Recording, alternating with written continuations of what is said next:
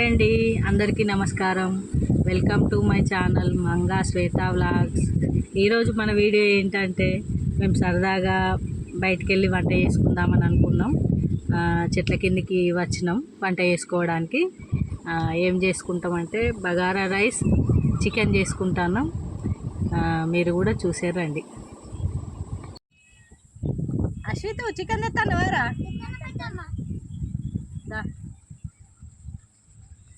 మంచి గట్టిండారా.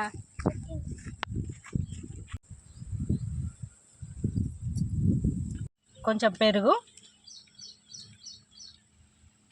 కొంచెం కారం, కొంచెం పసుపు,